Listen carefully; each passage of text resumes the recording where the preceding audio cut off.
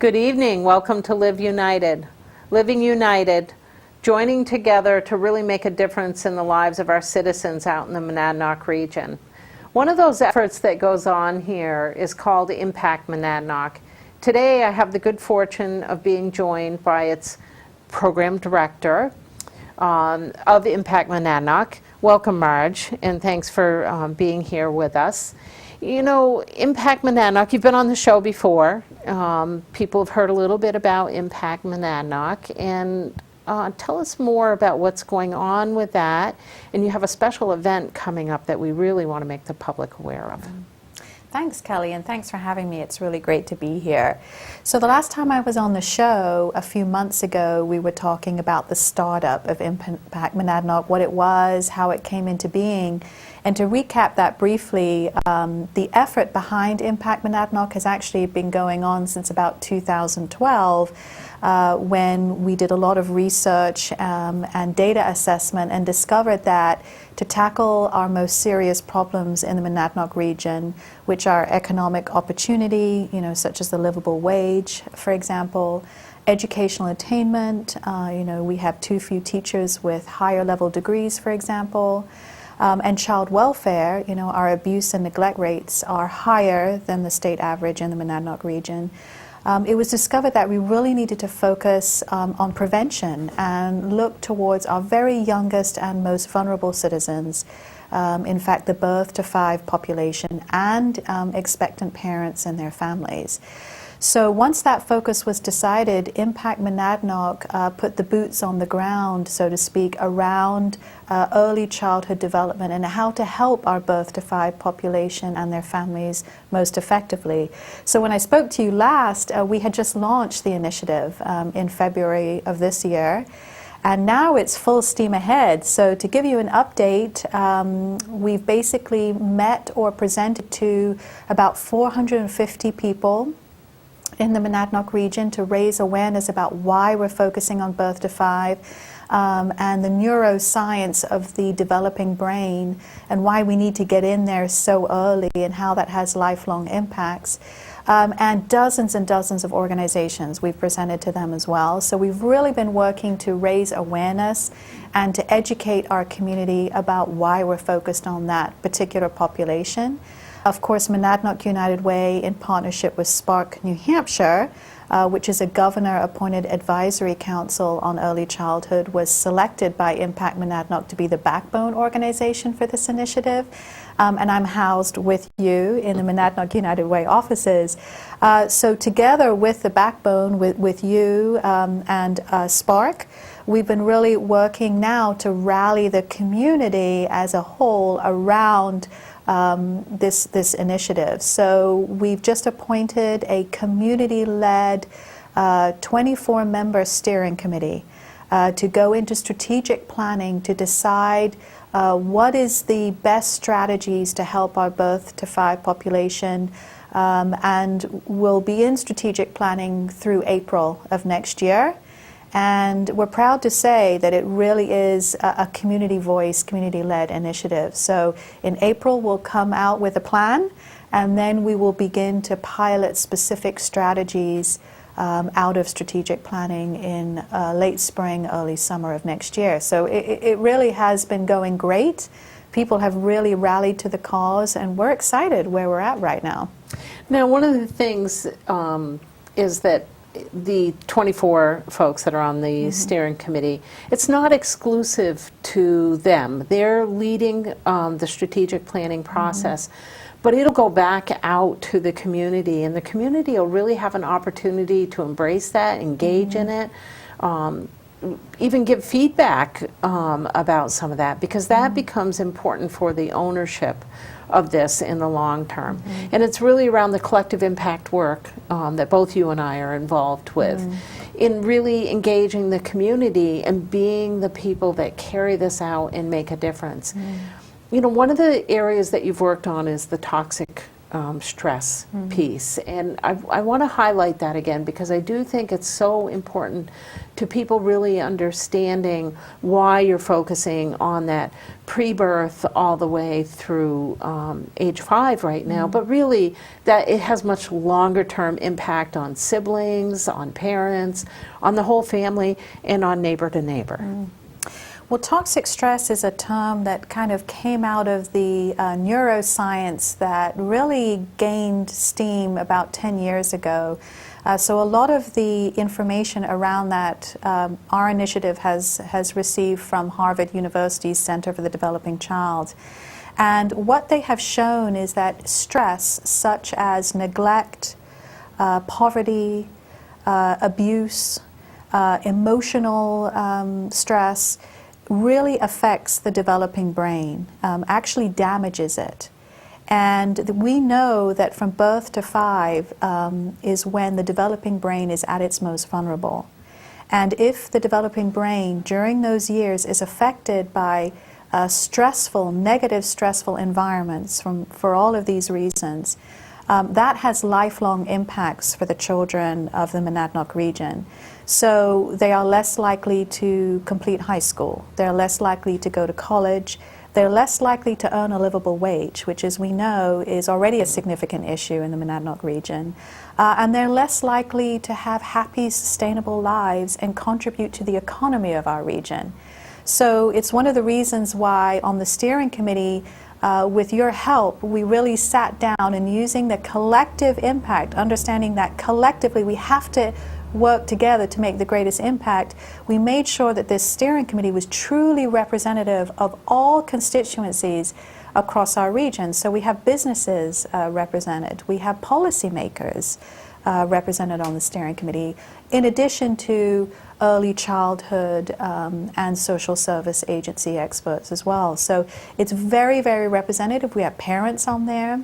You have schools, you have law enforcement. Yeah. You actually have quite, I believe you even have some of the agency partners who work in this area. Just a really diverse population of people. We do, and I can tell you, we've met now as a steering committee 3 times, and already we're starting to choose focus areas for the strategic plan. And one of those focus areas is toxic stress. So people out in the community recognize that the stressful environments that our children are living in it needs to be a high priority for the economic security and the health of our community, our long-term well-being. So, you know, we're still kind of in the early stages of strategic planning, but toxic stress and social and emotional well-being have already started to rise to the top, along with poverty, you know, the livable wage that's come out, and access to quality early education experiences, which we know are hard to come by in the Monadnock region and are very expensive for our parents. So, you know, the fact that all constituencies recognize this, even those who are not involved in education, I think is very telling. That the neuroscience, you know, really has educated people about why we're focused on the birth to 5 and how stress relates to that. And how those underlying issues that were identified, the educational attainment, the economic opportunity, and the child welfare, all weave together. Because when you have that toxic stress, and lots of times that can be driven by perhaps not having enough food or not having enough money to cover what you need rent-wise, it creates that toxic environment people are in, increases the rate of child abuse and neglect. There's lots of studies that show that, and also can tie into whether a person can continue their education or not. And then longer term, the well-being of the child, because whether they can access that quality child care. So it becomes a whole cycle that connects together with this underpinning of, you know, meeting basic needs in all 3 of those areas. It does, and recently I presented with law enforcement, the Keene police chief and also a detective from the Keene Police Department and a parent to the Keene City Council. And the reason that law enforcement was with me and has really come on board with this initiative is because those issues of substance abuse and addiction, violence, child abuse and neglect is what they're seeing out in the field. And as one of the detectives said in our presentation to the counselors, he is now arresting the third generation of the same family that he dealt with 30 years ago. And he says somehow we've got to break the cycle. And he and the chief both believe that the best way to do that is to get in there and prevent early. So the birth to 5 and their parents, the expectant mothers. So law enforcement and business in particular are really concerned and want to be a part of this work because they see it over and over again. So to talk about business, why are they on this initiative steering committee? Because they're hiring these people that are coming out of these families, or rather they would like to. Retention rates suffer when you're coming from a stressful environment. Productivity as an employee, never mind the 21st century skills that our young children are going to need when they graduate to work in a fast-moving economy that has technological advances that you and I don't even know about right now, that are going to happen in 10, 15 years' time. So it's crucial that we stop the cycle, that we address the generational piece of this, related to those 3 big social issues that you talked about, those basic needs issues. And I truly believe the only way we can do that is by starting early. And I can't agree with you more. There's a lot of good work going on around this. I don't want to downplay the efforts that are being made and that are out there. And this is to really enhance those efforts, to get people really thinking about collaboratively, how do we address this differently, and think outside of the box that we've oftentimes been in. We, for example, through the United Way, fund tuition assistance to provide access to that quality child care. It's not enough anymore. We can't meet the needs of everyone who's out there, so we really have to think differently, and it requires what you're talking about, that things have to change in the work environment because parents go to work. This is our generation that'll go into the workforce in the future. So you have an event coming up, which is pretty exciting because it's really about engaging the workforce and the business community in a very different way, and is such a good example of thinking outside the box right now. So can you tell us a little bit about that? Well, absolutely. So as I said, one of the important players in this initiative is the business community. And for many, it's challenging for businesses to kind of connect the dots because, investing early, the returns on that investment are 10, 15, 20 years down the road. And as a society, we like to see a quick fix. We like to see a quick response. But Collective Impact understands, which is the method we're using for this initiative, that quick fixes aren't always the best fixes, and that we have to invest early, acknowledging that you may not see the return on your investment for some time to come. But to break this deep-rooted generational cycle issue, you've got to give it time. I mean, it took us a long time to get to this place, so it's going to take us a long time to make change, cultural change. This is what we're talking about here. So in order to engage businesses, we're putting on a special summit, and it's going to be on October the 14th. It's free, it's open to the public. It's going to be a breakfast from 7:30 a.m. to 9:30 a.m. so you can still come to this and still have a full work day. And it's going to be held at Keene State College in the Alumni Center.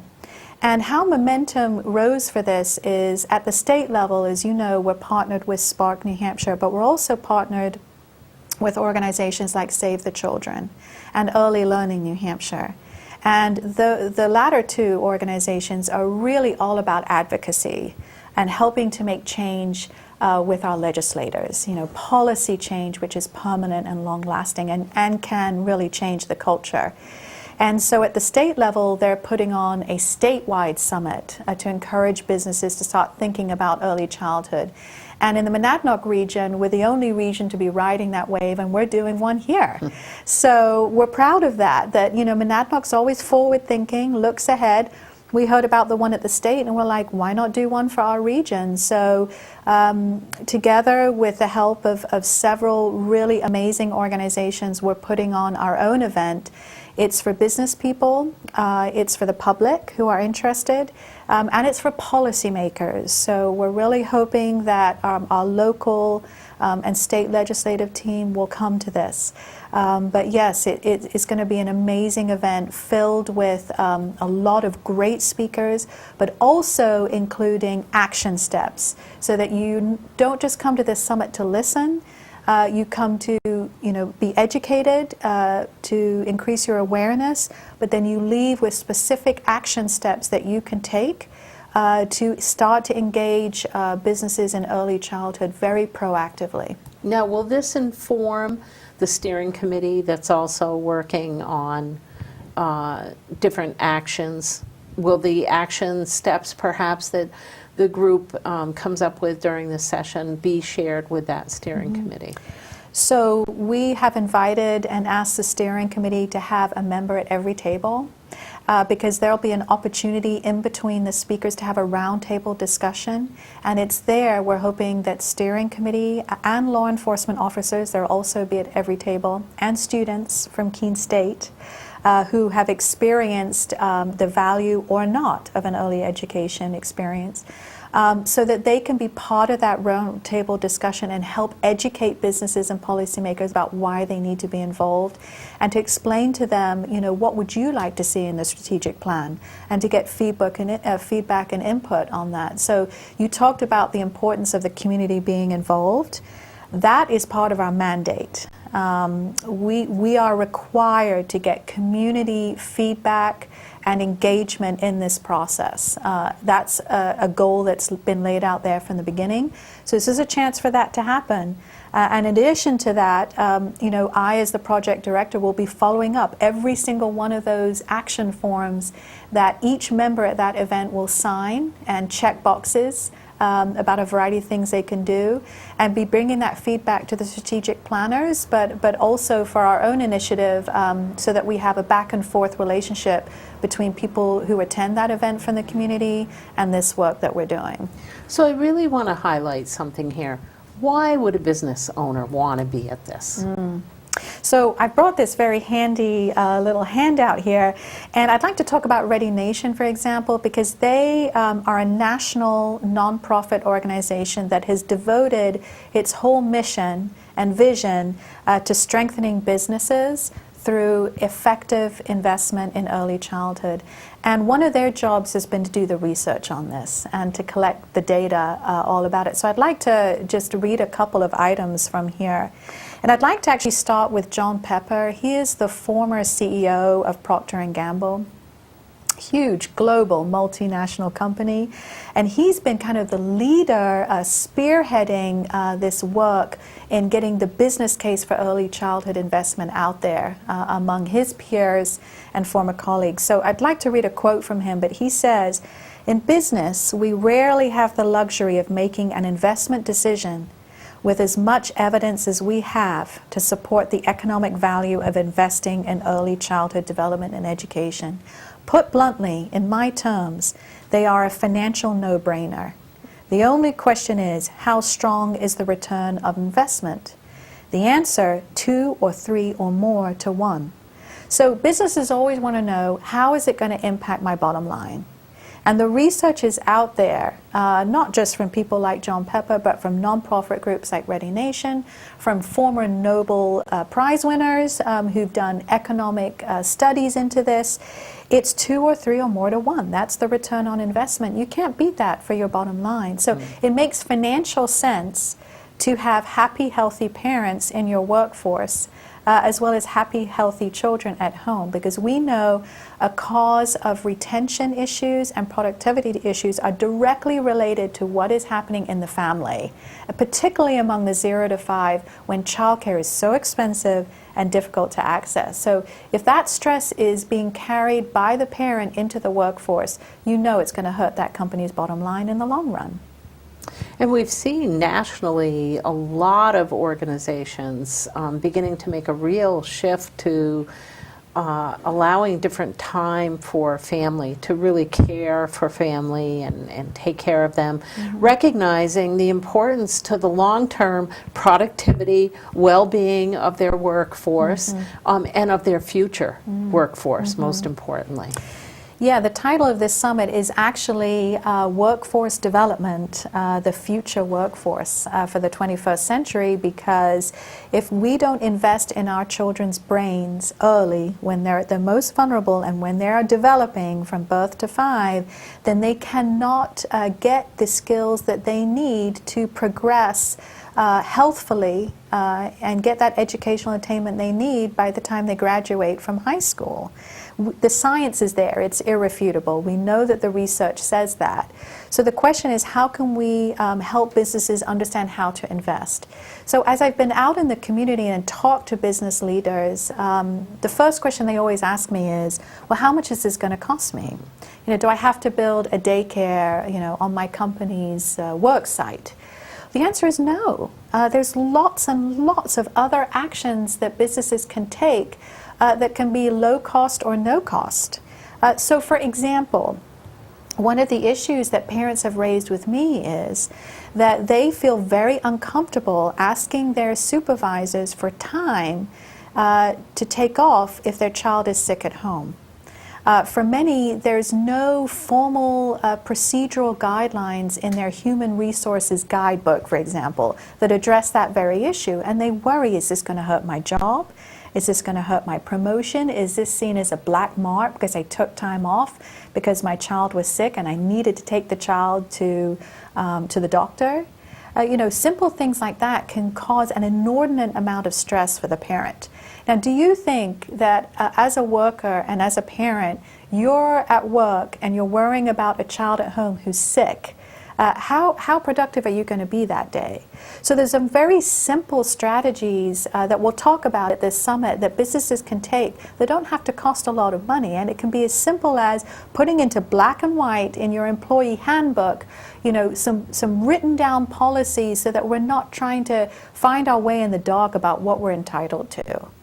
I know one of my former employers, we actually did have a policy in place, and what they finally did was that any of our allocated sick time, it could be for any family member. And it was just good to have it in black and white. You hope that you never need it for yourself, but knowing that you have it and have it available to use, you can call in and say, I just can't come in today, I'm taking a sick day, and it may not be you, but not having that guilt attached and worrying about what you were talking about, promotions and all those kinds of things. It was just great to have it in black and white. Well, to add to that, I'm happy to tell you that we just have a new partner that came on board with this summit, and it's an organization that basically is a statewide organization that is devoted to making businesses more ethical in their practices, ethical and sustainable. And this organization had heard about the work we were doing in Impact Monadnock, and they said, we'd like to co-sponsor this summit, which is also being sponsored by the Greater Keene Chamber of Commerce, Keene State College, of course, Monadnock United Way, Hannah Grimes for small businesses, and so on.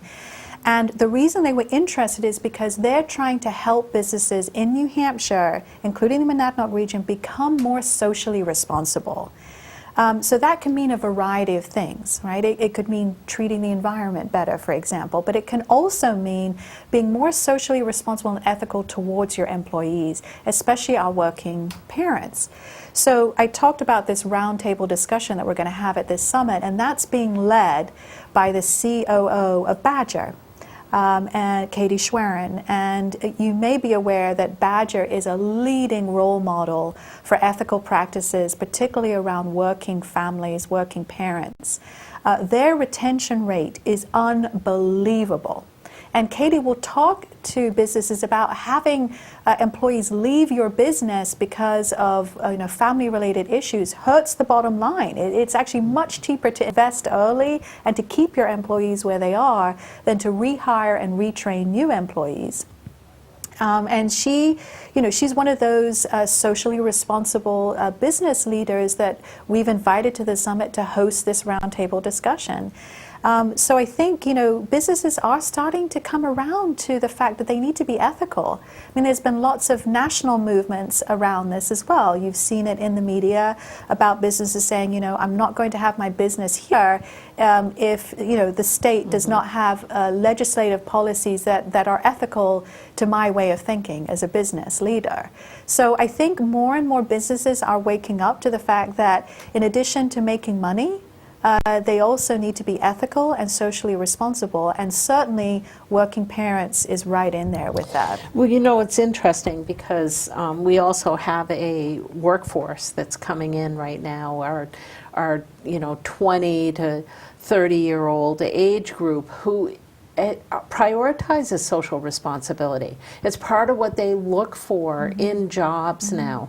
So as we think, and they'll be our parents, so as we think about this from a business standpoint, really embracing that value that these young people are coming out with, and they get a bad rap a lot of times, but they really are coming out with a very strong sense of social responsibility and volunteerism and all of these wonderful qualities that they'll bring into the workplace, into parenting, and the workplace can really support it. Coming to a summit like this and really being able to think about more proactively and creatively how they engage in creating this future workforce. Well, and in addition to that, Kelly, is the fact that these millennials, these new workers coming into the workforce have said very strongly they want work-life balance. And if they're going to raise kids, they want to be home with them. And that includes the dads. And for our generation, it wasn't always so. But for students coming in now, graduating from colleges like Keene State, and coming into that workforce, the dads are just as adamant as the moms that they want to spend time with their kids. And we know from the research that quality time with parents, as well as quality child caregiving, is crucial to healthy brain development. It's just absolutely crucial. So as employers, is it not the ethical practice to allow that to happen without stressing out your parents? I'd like to talk to you also about the criminal justice piece of this, and I bring law enforcement back into it because there's some research here that Ready Nation has done which shows how early childhood experiences, including quality education, really affects whether or not that young child is going to end up in the criminal justice system. Particularly with substance abuse and addiction issues. So there's some research that Ready Nation got a hold of that showed that there was a big study that was done in Chicago, and they found that if there were good quality child parent centers that parents could take their children to cheaply, but had high quality nurse family partnership programs associated with, so good home visiting programming, that it cut their abuse and neglect rates in half. Now we know that abuse and neglect rates are higher than they should be in the Monadnock region. So when you see data like that, it makes one think, as a business person, as a business leader, as a policymaker, shouldn't I be looking at access to quality educational experiences for our birth to 5? I mean, it makes business sense. And then there's also the fact that children in these child parent centers in Chicago were 29%, so almost 30% more likely to graduate from high school. And we know that high school graduation rates are also a problem in the Monadnock region. Right. So it's really something to think about, as employers, that you want people who graduated high school and therefore are eligible to go to college. You want parents that aren't abusing or neglecting their children. You know, I was just at a infant mental health conference this last week, and the statistics are staggering, really disheartening about the abuse and neglect that is happening to our birth to 5. And overwhelmingly, the people that are abusing and neglecting their children are mothers and fathers. So this initiative is really looking to associate with business leaders and policymakers and law enforcement to help our parents so that we can cut that generational cycle. You know, over 55%, in a huge study of over 17,000 adults, found that 55% of them had been abused as children. And they have carried those lifelong experiences with them, affecting their health, their educational attainment, and whether they're productive citizens. So, you know, more than half of our adults are experiencing some kind of abuse and neglect nationally. So it's, you know, the research, we must take action. You know, you and I are passionate about this, and I'm sure there's people that'll be watching this, and there's probably business owners that say, you know, that's their personal life. That is not my responsibility as an employer. If they're coming to work and they're doing their job each day, it's not my responsibility. What makes it all of our responsibility? Well, as you say, you know, it's collective impact. You know, collectively, as a member of the Monadnock region community, you have a responsibility as a citizen of this region, of this state, to help each other. You know, are we here to live life selfishly? You know, what happens to my neighbor impacts my pocketbook. You know, it impacts our taxes. If you want to keep children out of the criminal justice system, it's going to save you money. You know, I talked to a business leader of a very large company in the Monadnock region, and they decided to join the initiative as a result of this conversation. But they told me quite frankly that they are seeing young men and women come into their workforce with substance abuse, addiction, and other related issues. And they're having to pay for that, handle it, fire them, rehire, find someone new, retrain. I mean, it's all involved in your pocketbook. So if the only reason you want to get involved is to save yourself money, then you need to be investing in birth to 5. And the more important value to this, obviously, is it is about just being a good human being and really taking care of each other, and that's important. You have some tremendous speakers that day. I really want to highlight that this is a really great summit and event. You know, if you're questioning why you should be there, go to experience being able to take action and be a part of that action development. But to hear some of the people that will be speaking, Ready Nation is actually going to have a representative there. You've referenced them. You have some other speakers that day. Yeah, so we're starting off with our opening keynote is Lisa Ventris. She is president of the Vermont Business Roundtable. So she's been there, done that in Vermont. And of course, we are, you know, right there with them. We have a lot of people who live in Vermont and work in the Monadnock region and vice versa. So we're actually joining with Vermont with a lot of their work around early childhood to see where we can collaborate and form partnerships. So we're very excited to have Lisa coming for that.